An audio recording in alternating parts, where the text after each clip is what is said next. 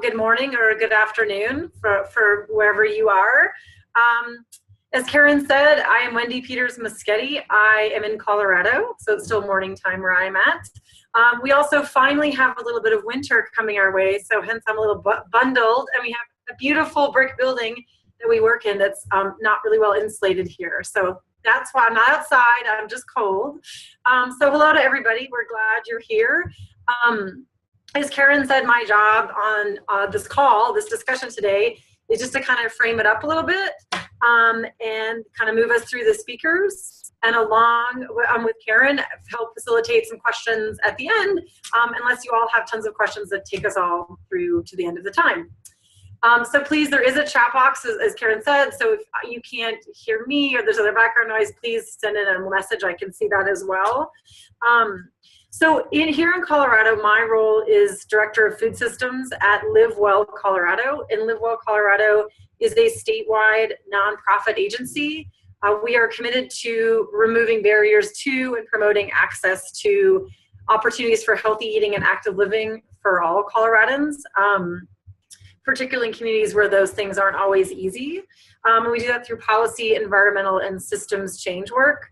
We work with community-based coalitions across the state, and we also work to support policy advocacy work at the local, state, and federal level around active living and healthy food access.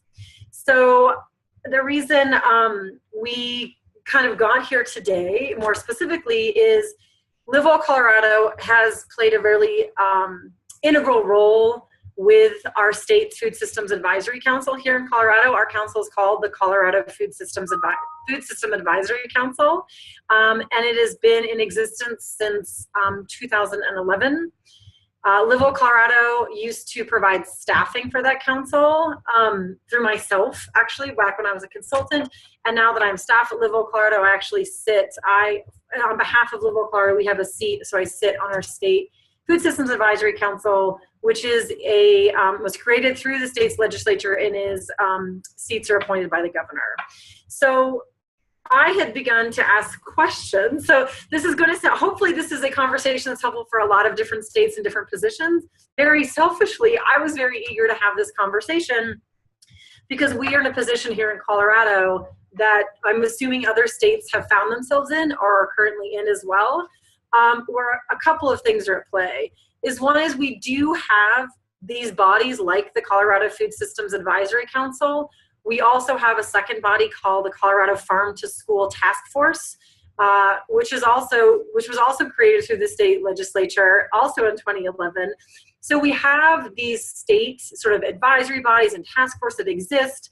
We are finding ourselves in a position right now in Colorado where neither one of these have financial support or really full-time sort of staffing support. So we have these bodies that have in the past had support, finding themselves now in a position where we don't have sort of full-time or institutionalized support, staff support, or financial resources. We also are finding ourselves in a position where this kind of work, as you all know, sort of farm to school work, food systems work, local food policy councils, this work is growing all the time in a really robust and meaningful way.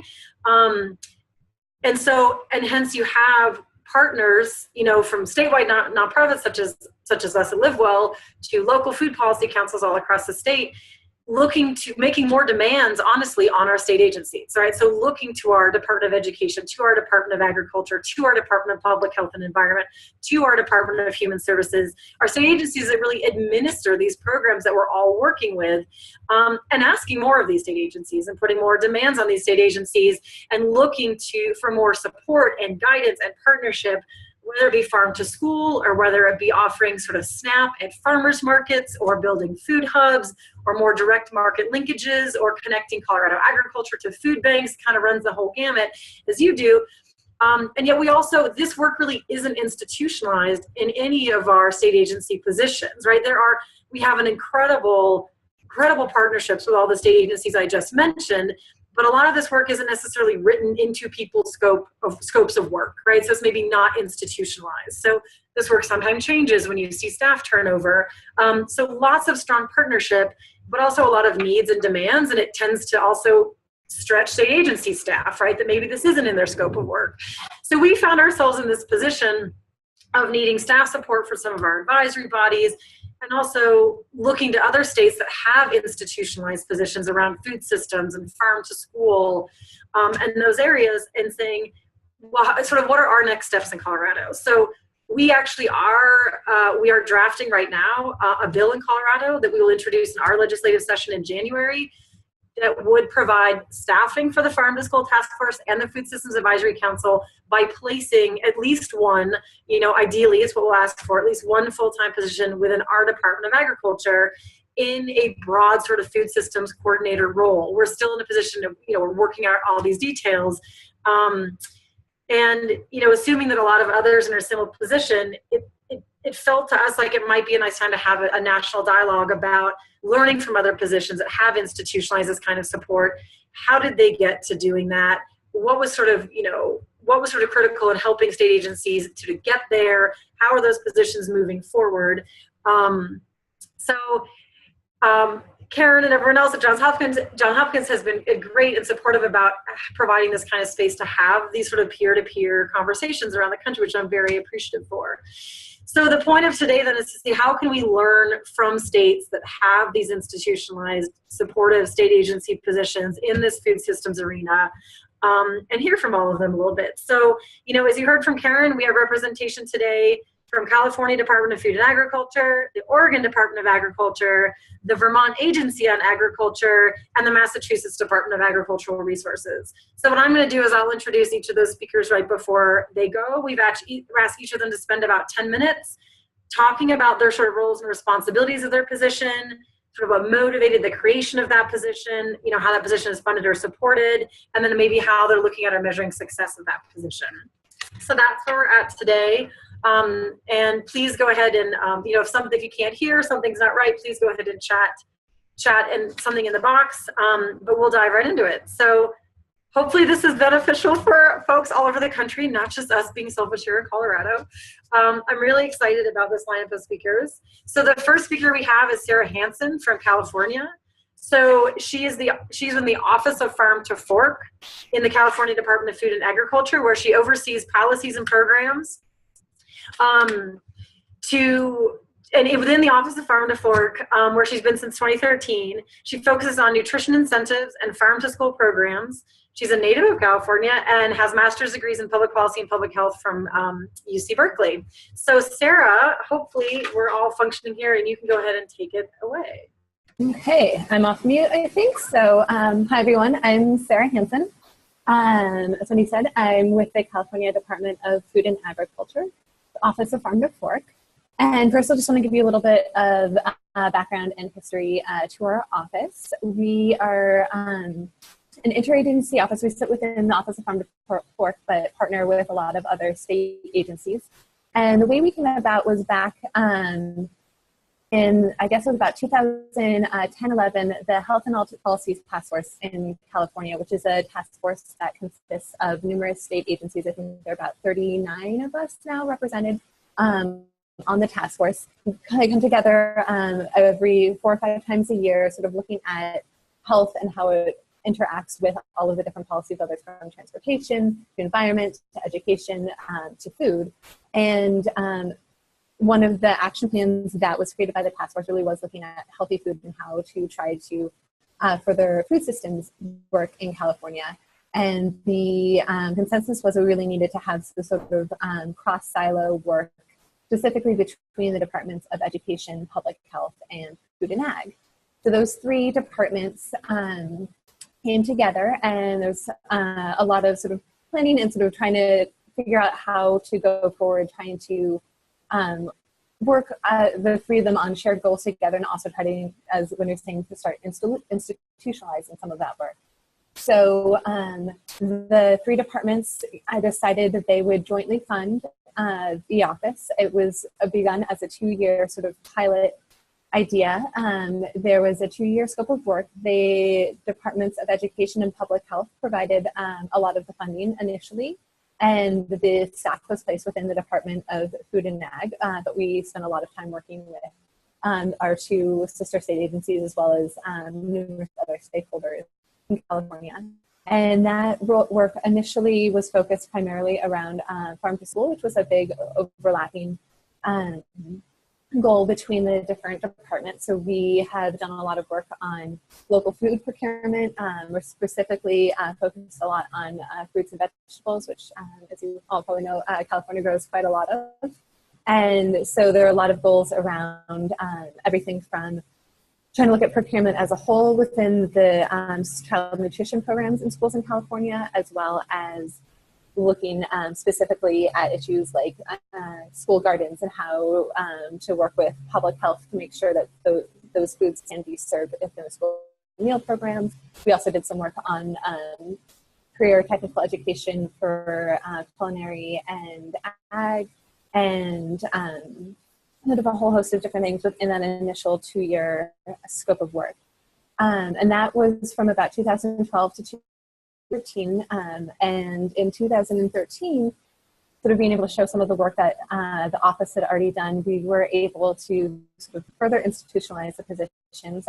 The Speaker of the California State Assembly at the time, John Perez, passed a bill, AB 2413, in 2014. It was signed by Governor Brown, and it officially wrote the Office of Farm to Fork within the Department of Food and Ag. So we are now officially here. We're located in the Division of Inspection and Services at Food and Agriculture, which is also oversees all of our direct marketing, so all of our farmers markets, our CSAs, farm stands, that sort of thing. So we were placed here, but still with those really strong ties with public health and with the Department of Education. And so we continue to work with them, and part of our funding does come from them. Unfortunately, when Speaker Perez was able to pass the bill, there was no funding attached to it. So we've had to do a lot of work on our own, trying to sort of figure out what some of those funding streams are going to be.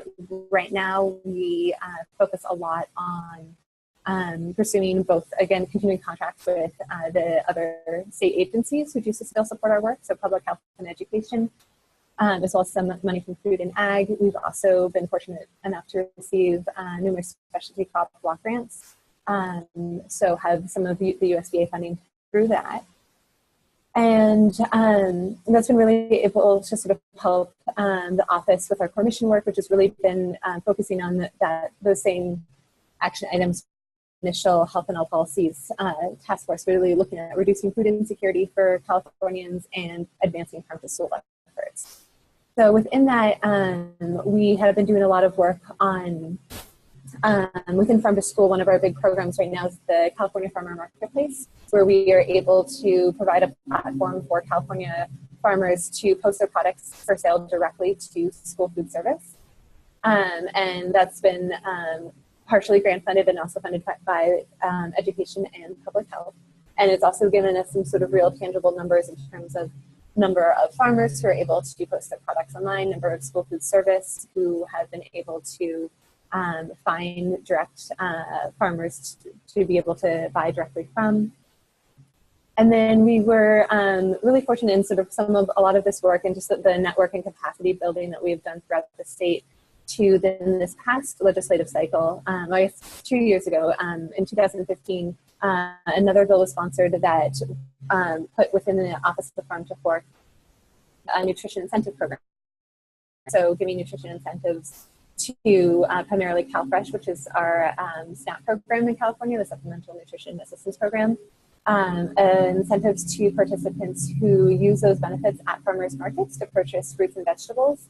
We're able to then match those funds. So if they spend, say, $5 on some fruits and vegetables, we'll give them an extra $5 to spend on additional produce. That bill was passed in 2015, first time with that funding. But then the year after, we were able to include in the Budget Act $5 million from the state to support these programs. So that has been our first general fund allocation. So we're really excited about that. We're sort of starting to really be better known for the work that we're doing and sort of helping to sort of institutionalize a lot of that funding. So right now, a lot of the work that I'm doing has sort of transferred to that. Before I was doing some of the farm to school work. And then also just some of the sort of statewide coordination efforts. Now we're focusing a lot on that, just since it's where a majority of our funding is coming from. And yeah, but we still continue to do quite a lot around working with statewide groups in different conferences.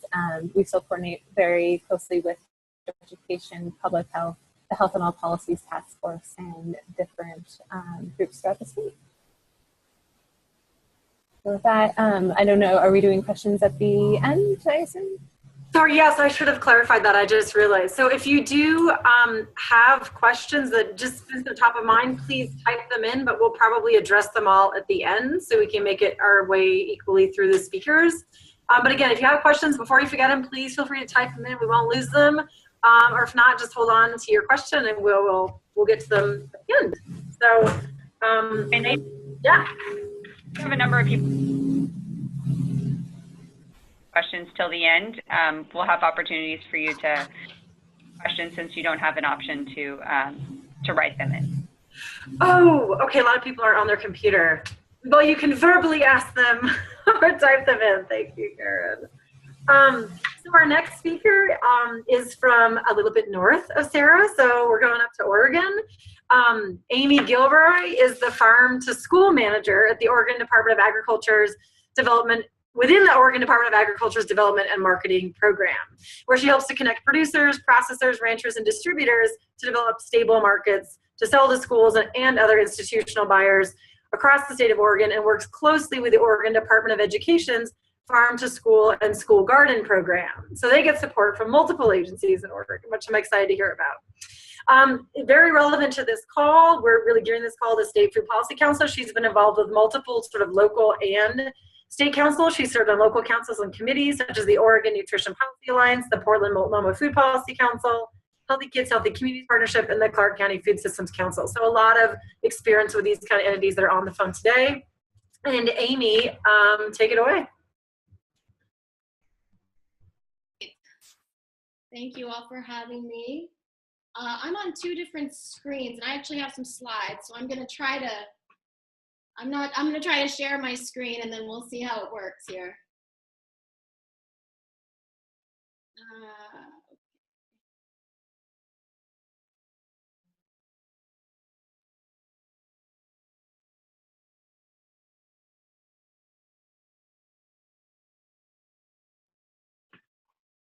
All right, are you seeing the slides? No. I can share them for you, Amy. Oh, here, let me try this.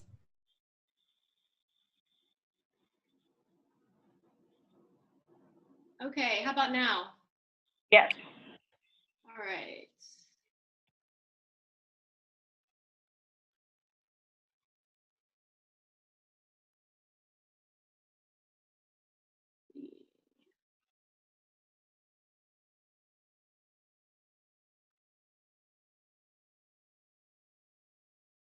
All right.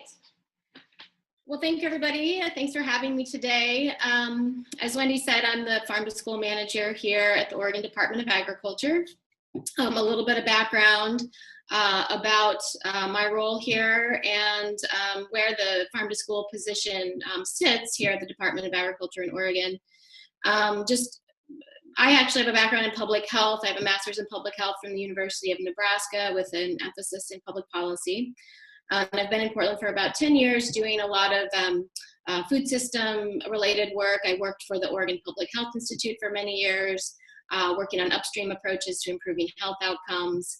In particular, I worked on a lot of affordable housing, active transportation, healthy community design, and so have sort of a generalist degree when I came into farm to school, but did see it as an incredible systems change tool to increase sales of Oregon agricultural products and also make sure kids have access to healthy meals. Within the Department of Agriculture, the position is actually located in the Marketing and Development Division, and which is very similar to what Sarah was talking about in California. We actually, in the Marketing and Development Division, we manage the 23 commodity commissions in Oregon, so overseeing a lot of trade negotiations with different industry in Oregon, and we have a domestic team, and we have an international team. And a lot of what our domestic team does is promote the sale of Oregon products, both within the state and beyond within the U.S. borders. So I work a little bit on that as well. We're going to get into that in my presentation in terms of how my time is split up with Farm to School and how we've been able to successfully build Farm to School over the last few years. So a little bit of history in terms of the movement here in Oregon. So the Farm to School movement or integrating this position or institutionalizing this position really is over 10 years old. It began even before this policy work group that you see here and this whole host of partners began coming together and really trying to determine whose role was going to be what to keep putting pressure on institutionalizing positions such as mine and the one that's at the Department of Education. But really, these are the partners that you see listed here that are all Oregon-based organizations that do work that sort of, there's a lot of intersectionality with Farm to School. EcoTrust, which some of you have probably worked with or heard of, was really sort of the research and evaluation arm of a lot of the early work that set the foundation for making the case for why Farm to School is so important and why it really is why government could have a potential role with it. Upstream Public Health was really our organization that did a lot of policy development and really sort of working with key legislators and building their awareness about how Farm to School is a bipartisan approach to improving health outcomes with kids and also supporting our rural ag economies. So these are sort of the beginning organizations that started around 2007 and built off some of the early work that EcoTrust, Deborah Kane, who is the USDA Farm to School director, and Michelle Ratcliffe, my predecessor here at ODA, were really sort of the key champions in Oregon and even across the country around some of this work. So they really helped elevate a lot of the early work. In terms of some of our key legislative wins, I wanted to just give you a sense of how the program has really grown and expanded over the last 8 to 10 years. And these are some of the bills that were initially passed that created not only my position, but the position at the Oregon Department of Education, which is my counterpart, Rick Sherman, who is the Farm to School and School Garden Coordinator. And his role is to work mostly with schools and school garden educators, a lot of nonprofit organizations, and integrating them into Farm to School. The way it works in Oregon is we actually, all of our Farm to School funding, the procurement funding that schools receive, is all managed through the Child Nutrition Services, which is under the Department of Education. So as Wendy mentioned, my role is I'm a key advisor to the program, but all of the funding is actually managed and overseen by the Department of Education. My position was created actually in 2007, and then Rick's position followed the year later. And we were the first state in the country to have dual positions created so early on in Farm to School, which was very remarkable. And one of the things that has really helped us is that we've had for a long time a shared vision or a shared message around an overarching goal for Farm to School. And that is what you see above there, that all public schools in Oregon receive a 15 cents per meal reimbursement for lunches and 7 cents for breakfast. And that was something that was determined pretty early on in some of the research, and I'll talk a little bit about that in a few minutes. But I wanted to give you a sense of how the program has grown. We now, just in the last legislative session in 2015, we had a huge boon to the program and quadrupled the budget. And so we now have a $4.6 million budget for procurement of Oregon products and education.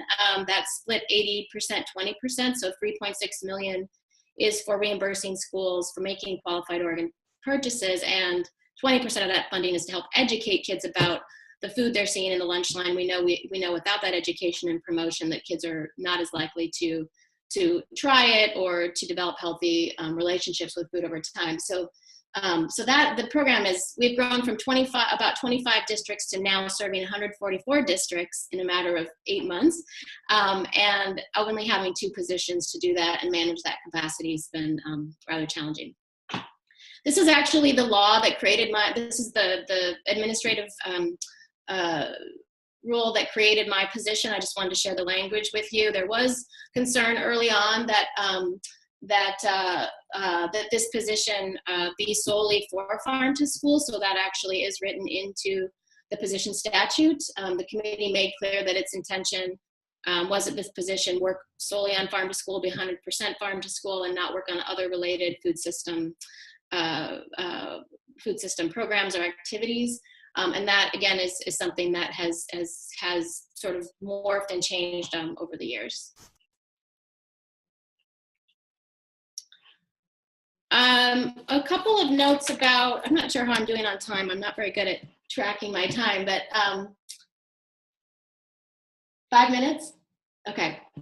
I wanted to give you a sense of some of the early, this was really, I mean, I think one of the questions was about what motivated the creation of the position, but also I think what's important to share, at least with you all, because Oregon's Farm to School program has been so successful, and our budget, our now having a $4.5 million budget, our budget is nearly as large as the entire USDA Farm to School national budget to support all states that have farm to school programming. So I thought that it was important to share a little bit about how our partners have made the case to legislators and in different sessions throughout the 10 years of the program's existence, why we should be investing in this program, because just having the two positions, clearly that does, it is helpful to schools and producers, but having that procurement money or having that reimbursement money, as well as the education funding, has clearly been a huge benefit to us as a state,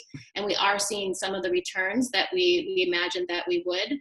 But so I wanted to share some of the early research that was done, especially on making the economic case. That was really sort of, I think, what motivated some of our key supporters in the legislature. Representative Brian Clem and Representative Tina Kotek were really sort of the champions for carrying the torch for farm to school really early on, and still very much are.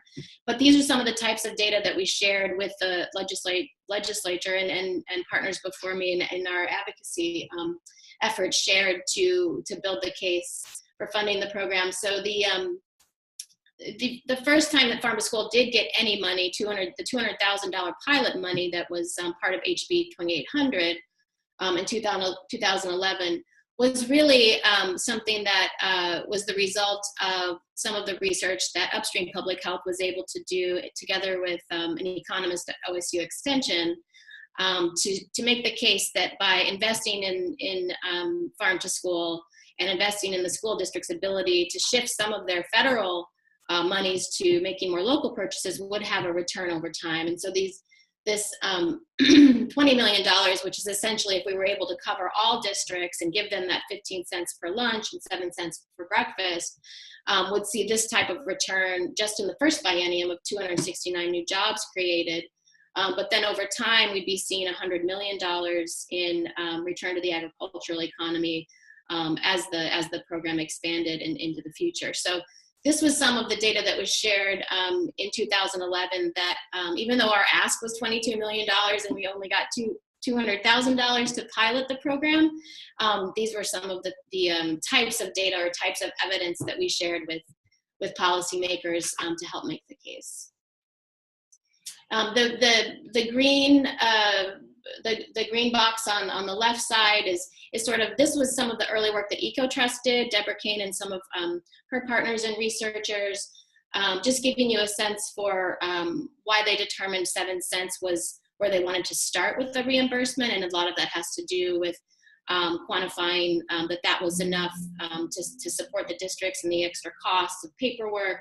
It also seemed to be enough reimbursement, at least for some of the schools, to make up the difference with some of the cost of having local or of purchasing local product, or something that may be more expensive, like paying organic premiums. In terms of measuring how we're being successful, a couple things that I wanted to share with you in terms of what we're doing right now. EcoTrust did receive a USDA Farm to School grant a couple of years ago. And they've developed what they're calling a Farm to School Counts website. And basically it's I could send people the link if they want to take a look at it. But it's a collection of data about how farm to school is affecting the Oregon agricultural economy, what we're seeing in terms of health outcomes, education. So there are a few different indicators, and then under each indicator, there are a number of measures that EcoTrust has vetted to the farm to school community here in Oregon. And it's really meant to be a tool to help, again, with advocacy efforts. And they've already developed postcards together with Upstream and sent those out to a lot of legislators around Oregon, letting them know the impact of the program and to continue to support the funding of it. The other thing that we're doing is we have evaluation results from all of the 144 districts that we're now supporting with the procurement and education money. And so we know what they're purchasing, and we know how the investment is actually helping them shift their purchasing patterns or change their purchasing choices over this biennium. And it's quite a big data set, but we have all of that information about their food categories and what they're buying that's Oregon. We also have all of our claims database, so we know exactly who the producers are that are participating in the program. We know if they're processors, we know if they're distributors. We know if they're selling Oregon grown product or if they're selling only Oregon processed products. So we have quite a bit of data to share with the legislature this session. Looking into the future, farm to school the future is sort of uncertain right now. Our governor has to deal with about a $1.7 billion deficit. We have been told that there are potentially substantial cuts coming to farm to school. Of that $4.6 million that I shared with you, $3.3 million of that is actually set to sunset anyway in this next biennium, so we would have to fight for that all over again. And so that does give us some worry about how to continue to support the program. It's grown quite significantly just in this biennium. And then some of the other ways I wanted to quickly mention that I support farm to schools. I have some USDA farm to school funding. I also have some specialty crop block grant funding that I have been able to get over the last couple of years that I've been here, and have used that for supporting Food Corps and some of our other farm to school related programs. So the other thing that I wanted to mention about my position is we have talked about kind of restructuring the position so that we have more trade managers doing farm to school related work, because we are all a lot of the domestic trade positions here, we all have different regions in Oregon that are responsible for doing outreach and understanding industry and helping them with markets. We've talked a lot recently about having more of our trade managers do different pieces of farm to school. So that's some of the ways that we're thinking about sort of restructuring the institutionalization of the position. I think I'll stop there. I'm not really sure. I might be close to my time, so, okay. That's great. Thanks, Amy. Thanks so much. And I saw we already have a couple questions coming in that we will get to when we make it through our speakers. So that was great. That was perfect timing. Thank you, Amy. So we're going to go all the way across the country from the northwest to the northeast to Vermont. Ali Zipparo coordinates the Vermont Farm to School Grant Program at the Vermont Agency of Agriculture, Food and Markets. She works at the intersection of food access, wellness, and farm to institution market development. So this includes working on local procurement for state government as well. She manages several interagency and public-private partnership food initiatives, including Vermont Agency of Agriculture's Food Systems team. So Ali, I think you're on the line. I can't see you, but Ali, take it away.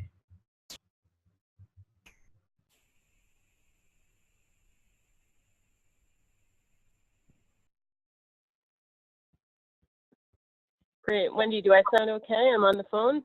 You're fabulous. Great. So yeah, I'm Ali Zipparo. I work at the Vermont Agency of Agriculture, Food and Markets. I am in the Ag Development Division and work in the Food System section. In general, our agency acts as a regulatory, educational, and market development organization, as many departments of AGS do. Our agency facilitates, supports, and encourages the growth and viability of agriculture, while also protecting the working landscape here in Vermont and human health, animal health, plant health, consumers, and the environment. So essentially our mission statement covers those areas. Our state's tiny, so in comparison to California and Oregon, We have 600,000 people. We have 120 employees in our entire agency, which includes mostly regulatory folks. But that doesn't mean that we're different. We're just a little bit smaller, so we're able to be sometimes a little bit more nimble and innovative and entrepreneurial. So if something doesn't work, we can quickly change it, but when it does work, it can be modeled elsewhere. My particular position, I work in farm to school and farm to institution. I manage the state farm to school grant program. I also provide overall state leadership in farm to school. I manage local procurement and state government initiatives that include tracking and increasing procurement, and engage in policy development, supply chain innovation strategies, and stakeholder facilitation around farm to institution. I engage in research projects and just work in overall general market development. So some of those examples are working with our dairy industry, which is the biggest in our state. In our maple, we produce 63% of dairy or milk produced in New England here in Vermont, and we produce 40% of all of maple produced in the U.S.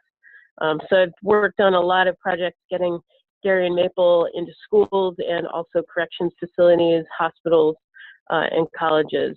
I've also worked on tracking and increasing local procurement in corrections specifically, and have done a bit of producer-buyer matchmaking. And then overall, I do a series of events along with other folks on my team to promote agriculture, including a farmer's market on the State House lawn and a cook-off between Senate and Ag and our agency. So my position's pretty wide, and generally I would start with our state just to give you a landscape here in Vermont. Many of our legislative initiatives are related to food, both in terms of creating grant programs and developing quasi-governmental organizations like our state strategic food system plan, Farm to Plate, or the Vermont Farm and Forest Viability Program, or the Working Lands Enterprise Board and Grant Program, or our agency's specific role in local food market development. Most of these began with economic development goals, but are now increasingly in the last 2 years focusing on health impacts. In general, I'd say the food system work in Vermont began in 2006, around the same time as Oregon, with the Vermont Farm to School Roseau-McLaughlin Farm to School Act, which established the grant program and established it being administered by our agency in law. In 2011, the Farm to Plate initiative began, which established the statewide strategic plan on local food, and also the local foods coordinator position at our agency, which by law established a position at our agency to deal with local food and food system market development. And then in 2012, the state established the Working Lands Board, which oversees the Working Lands Grant Program, which was established at around $1 million annually to grant working lands businesses and service providers. So this all mobilized the executive branch commitment and the quasi-governmental role, and really just it establishes our state's value of public-private partnerships.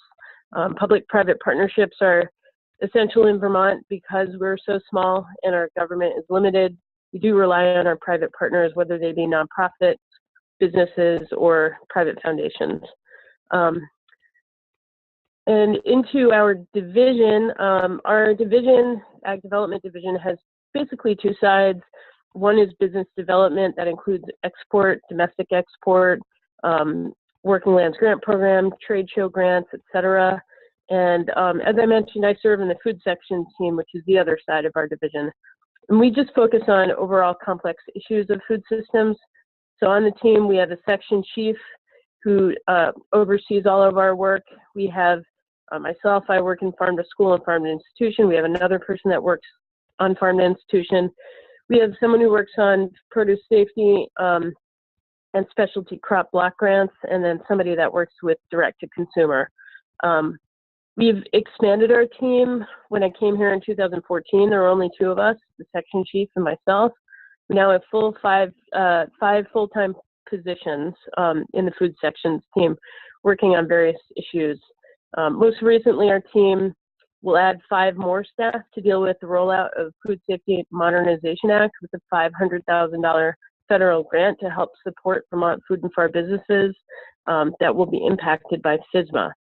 So we all work closely with our nonprofit partners and fellow government partners. My role in particular has a focus working with the Department of Health, Agency of Natural Resources, and the Agency of Education, which administers all child nutrition programs. My position specifically is covered with general funds and is evaluated based on maintaining successful relationships and also developing new market opportunities. For the grant program specifically, success is measured in sustainable farm-to-school programs that last beyond the grant cycle. That is our overall goal, but we do use a set of RBA metrics, as all state government does, to measure direct impacts. We also use other measures to evaluate success, including we just recently finished an economic contribution study on local procurement in Vermont schools that outlined the economic multiplier effect of local procurement and also established a baseline. Since we don't reimburse for local here in Vermont, there's no established system for tracking local, so our partners at University of Vermont were able to work with our distributors and the Agency of Education to establish that baseline metric. So it's a little harder when you don't actually give the dollars away to follow that trail. Our state has invested more than $1 million since 2007 into farm to school, leveraging more than $500,000 into our agency's work in farm to school. That might not seem like a lot of money, but again, we're a very small state and that's pretty significant. Our first year, the legislature allocated $140,000, and this year we have only $56,000. That reduction in the grant program has been due to budget cuts, and our state continues to see issues with budget shortfalls. So our revenues never match our spending over the past several years, but this is why our nonprofit and private partners are so important to fill in the gaps where our budget doesn't work. Our grant program has 3 areas: planning grants, implementation grants, and now a universal meal grant program that helps schools establish CEP with a focus on local procurement and farm to school. You might notice that planning and implementation sounds familiar. That's because the USDA grant program is modeled after our grant program. And we administer the grants, but we do it in conjunction with the Agency of Education and the Department of Health and all of our nonprofit partners in developing the RFP and also reviewing the applications. We just know that working with our nonprofit partners and our private partners, we're able to leverage collective goals. We generally divide our roles in a network, and we have a leadership team that comprises of our agency and 2 other nonprofits that sort of act as a backbone for our farm to school network. Some of the roles are more appropriate for nonprofits, so things like advocacy and on-the-ground technical assistance, and some are more appropriate for state government. So tracking local procurement or working with our fellow state government partners would be more appropriate for state government. In the end, we've learned that we get more when we work together. Complex systems are just better served with these kinds of partnerships. And our nonprofit partners coming this legislative session will be asking the legislature for a significant increase in funding, both for the grant program and some additional funding and projects, which includes a possible local reimbursement initiative that would be similar to what Oregon has. This is still in the very early stages of development, but very much supported by our food systems directors in the state. So really interested in hearing what Amy had to say. So I think that pretty much sums it up. Thanks. Thanks, Allie. So we're going to move a little bit south. My geography's right. We're going to stay in the Northwest and Northeast apparently today. Down in Massachusetts, so Bonita Oehlke is up next. She is the coordinator for the Massachusetts Food Policy Council. She coordinates the Massachusetts Food Policy Council on behalf of the Commissioner of Agriculture. She's been doing this since 2010, when the council was first created through legislation. She's also managed a contract between a Massachusetts Local Food Action Plan. This whole action plan was actually sort of adopted by the Food Policy Council just a year ago. She's now currently supporting the Massachusetts Food Policy Council as they're engaged in implementation process to further identify priorities and collaborative opportunities leading from that plan. So Bonita, hopefully, I can't see you either. I think you're there. Take it away. Thank you very much, Wendy. And thank you, Karen, and thank you to the Johns Hopkins Center for a Livable Future. It's nice to follow Vermont. We do things very often together in New England, considering how much we have in common and considering the size of our states. In Massachusetts, our goals in general are to keep the Massachusetts food supply safe and secure, and we are working to keep Massachusetts agriculture economically and environmentally sound. Myself and my colleagues in the Division of Ag Markets are all very versatile. We all wear many hats. We all have a market development component as part of our job description. And I do have a colleague who has part of his time dedicated to Massachusetts Farm to School, and another colleague who's dedicated a large portion of her staff time to the Farmers Market Nutrition Program. But I was really hyper-focusing on support for our own Food Policy Council and our metrics for success.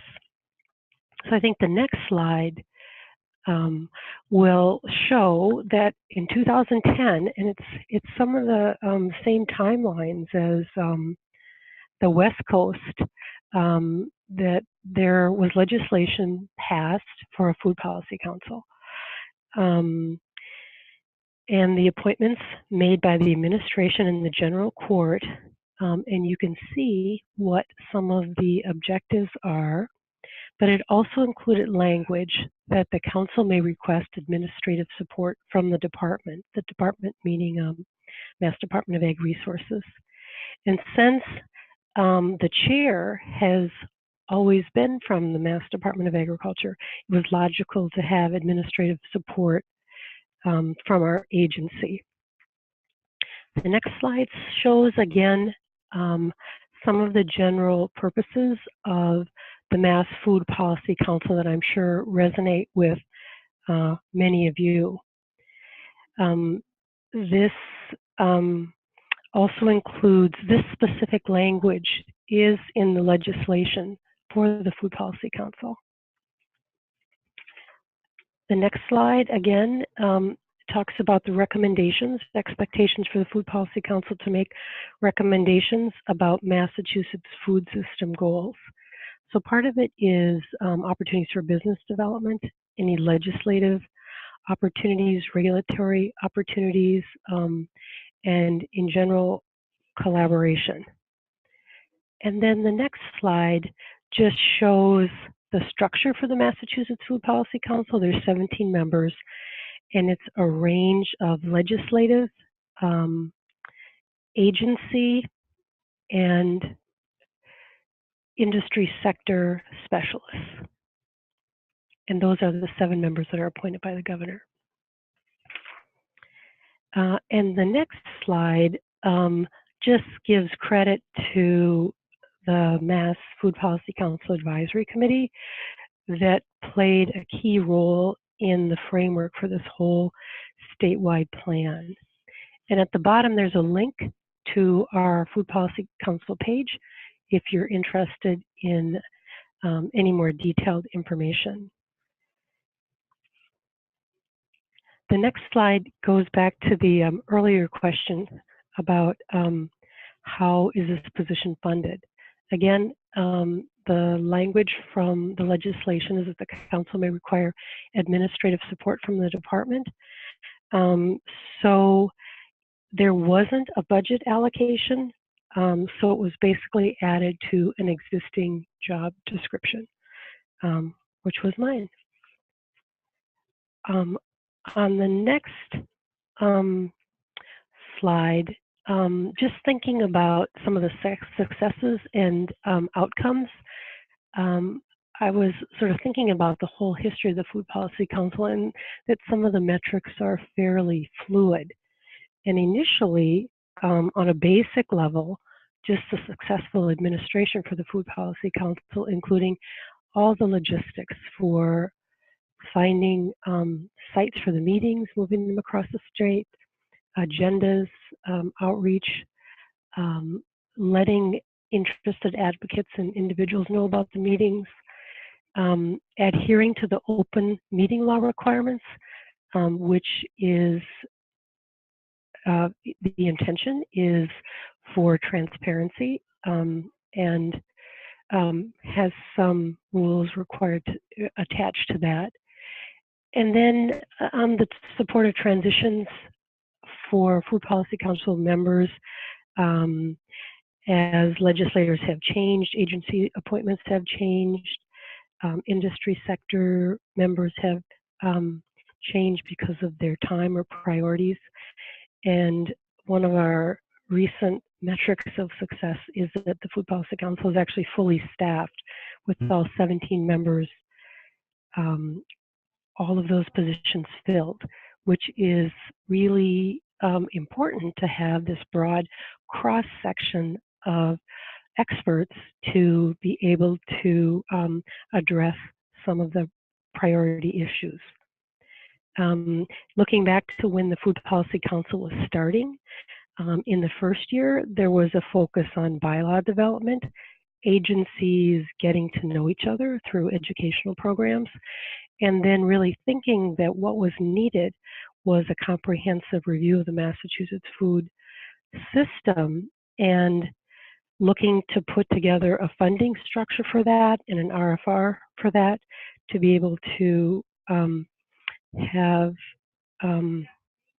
be able to move forward. So again, I think some of these less tangible measures of success have been changing. In the next slide, again, just sort of chronologically, one of our successes was a change for legislation that allowed our agency to be a fiduciary agency and commingle private and public funds to be able to pay for this plan, and also to be the contract manager for the facilitating entity that was hired after the RFR project process. And then managing this 18-month contract for the development of Mass Food Local Action Plan. And then the acceptance of the Mass Local Food Action Plan by the Food Policy Council, which was actually almost a year ago. And it was really important to them that it was accepted rather than adopted. Having it be accepted gave each agency a lot more leeway in terms of what levels of commitments they needed to make to the plan, which was important in terms of funding and some of the priorities from the commissioner. And then finally, in 2015, we had some press and special events to really amplify the messages from the food plan. Those were at Food Day in October, and then in December with the governor at Shared Use Kitchen in Western Massachusetts. And then on the next slide, looking at 2016, the focus has really been identifying priorities from the Mass Local Food Action Plan. The document is over 400 pages, so the ask of the Food Policy Council was to really drill down to priorities. And that process occurred over several months and culminated with a letter sent to the governor and the general court just before Thanksgiving, actually narrowing it down to 6 general priorities under which many more detailed priorities fit. And then also transitioning from 4 meetings a year to 6 and the relevant planning and support. And then thinking about 2017, one of the focus is to develop programs that support the priorities that were pulled out from the whole plan and bring together subject experts, agency experts, and the Massachusetts Food Collaborative, and I'll talk a little bit more about that, to just identify what's already being done, where are the gaps, what are the opportunities perhaps that have no budget, and what are the opportunities that make sense to support from a legislative or regulatory perspective. And at the bottom of the slide, you'll see in parentheses, one of the recommendations from the food plan was actually funding for a full-time position. And then on the next slide, I would mention the Massachusetts Food System Collaborative, which is a nonprofit that was organized at the beginning of 2016 with support from the philanthropic community to really look at the recommendations from the local Mass Food Action Plan and look at who is taking ownership of some of the recommendations and actions, which have broad support but need some funding or legislative information, but they're really looking to very closely track the progress and are working on some website applications that will allow anyone who's interested in the food system to be able to look at that site and go to the specific part of the plan that addresses it and get a sense of the status of that goal or recommendation. And then I would just mention some early successes. There were many goals in the food systems planning relating to infrastructure for food processing. And the Mass Food Ventures program was funded at $1 million over 5 years, and we've just gone through our first grant cycle and made awards. Part of the requirements for that program is that the funds focus on food access for low to moderate income communities. And we also have in the legislation language for a food trust in the environmental bond bill. It's waiting for appropriation and has an opportunity for some multipliers of funds in terms of working with our partners in the lending institutions. And then the last slide, I would just call out that for all of this to have happened since 2010, it certainly was important to have a dedicated staff person here at Mass Department of Agriculture supporting the Commissioner's chair and the whole Food Policy Council. But there have been many individuals, organizations, and advocates who've really made this possible. So thank you.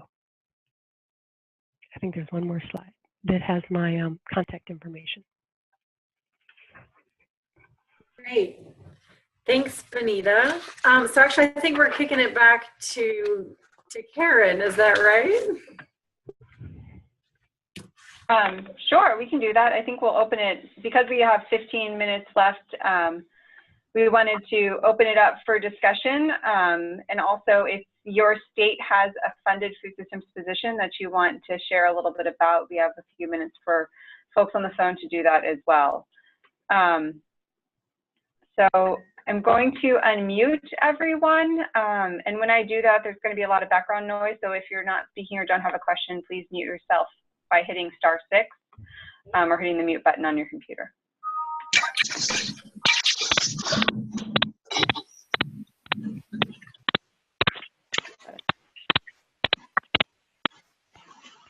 Okay. Does anyone have state-funded food systems position within their state that they wanted to share or talk about a little?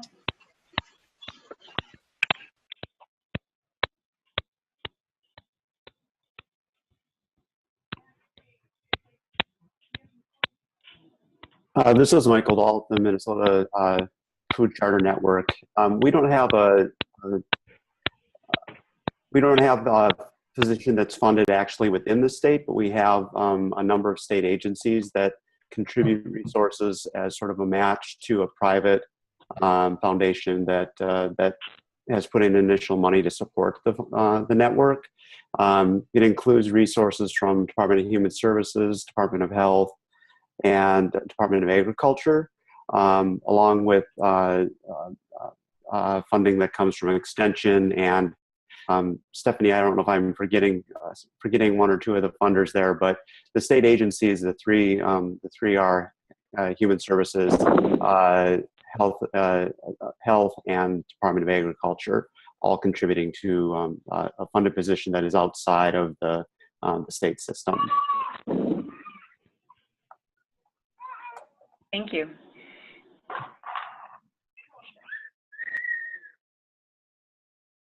Well, I'm going to switch over to some of the questions in the chat box, and as people wish to chime in, so one of the questions we got was specifically towards Amy in Oregon. Where did you get the numbers for the 269 jobs to be created by Farm to School and the $100 million benefit from Farm to School?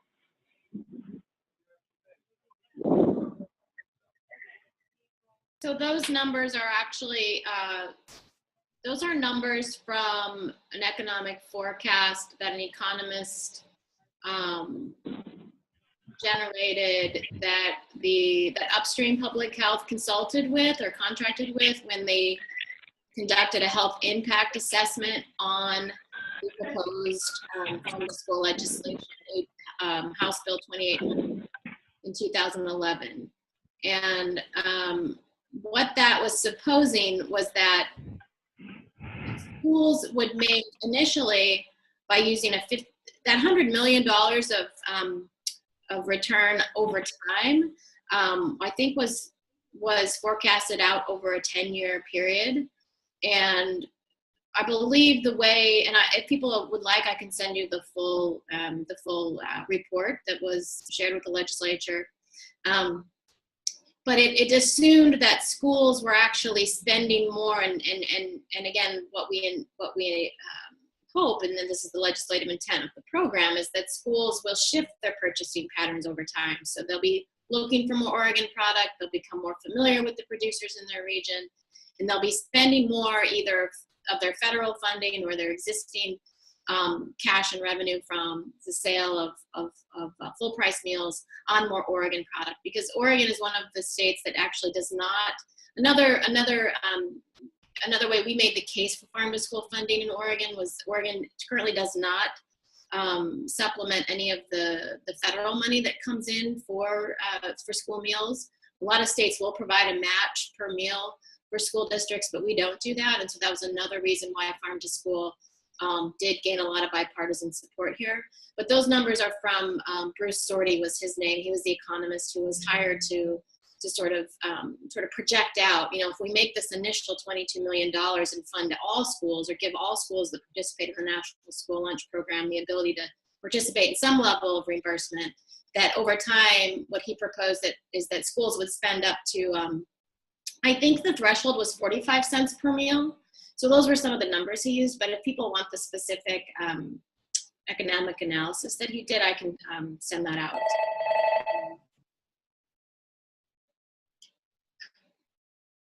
Thanks, Amy. So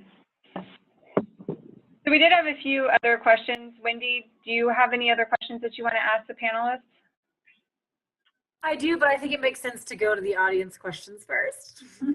So go ahead. I think there's one specific question that I'm going to direct to Sarah about on-farm marketing and have her answer directly offline. So I'm going to turn it back to you to go ahead. You're muted. There you go. Can you hear me now? Okay. We did miss one question. I think it was coming in. There's a question about, is there a secure funding mechanism attached to this position from a Renee? And looking at the time it came in, I think it was maybe directed to Oregon. So, Amy, is that, were you able to address that yet? There's a question, I think, for you about a secure funding mechanism for your position. Yeah, my position is funded through general funds. So my position is in statute, and it is like any other policy and operations. It's a policy and operations job classification. So it's a 100% full-time permanent position, and it's in the department's budget. So it is funded through. Well, Oregon Department of Agriculture gets lottery funding, federal funding, and state tax funding that comes from some of the fees that we charge for inspections and certifications and things like that for food safety. So it's basically just like any other position. Yep. Great, dreamy. And Allie, is that similar to yours as well? Allie in Vermont?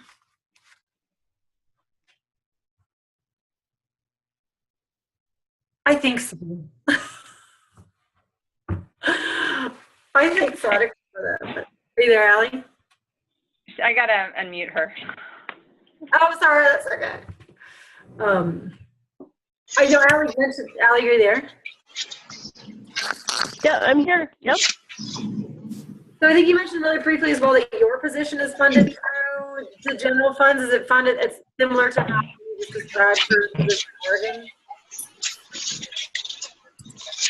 My position is funded through the general fund and would be, at the discretion of the leadership.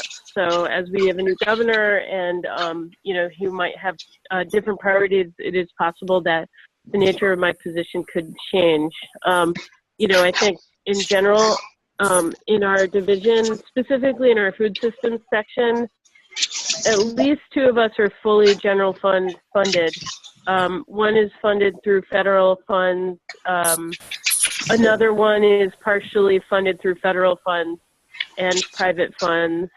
So out of the 5 of us, really, there's only 2 that are fully through the general funds. And again, those are really at the discretion of the leadership, whether it be the governor or the secretary. And our current leadership is very supportive of the work we do. So I hope that's helpful. That's great. That's great. So I know we just have 4 or 5 minutes left, but there are sort of 2 questions I want to throw out to any of the presenters, and pick which one. But one is just sort of how you ensure that your position stays relevant to the department in which you're in and to state government. And then any recommendations you have for others, such as maybe us here in Colorado, who are trying to pursue support for a state level food systems position. So recommendations of really what kind of helped you build that case. I know, Amy, you talked about that a lot. But so those are some 2 questions I'd like to just open up to any one of you to answer. Pick. Or I'll call on you. This is Bonita in Massachusetts. I think the key for us was the legislative leadership. Great. And any other thoughts on sort of that staying relevant to your department and to state government so they continue to see that value? Any other thoughts on that, Bonita? I think since we're this is such a good moment for engagement and interest in the food system plan, that one of our charges will be to make sure that what we're doing is still relevant, to keep the interests of both the Food Policy Council, of our partners, and some of the public-private partnerships that are supporting some of the other groups that are part of our collaboration, like the Mass Food System Collaborative. I think there is such strong interest in these topics in general right now, but being able to drill down to, for us, those two topics of economic development and food access make them very palatable for legislators to be supportive.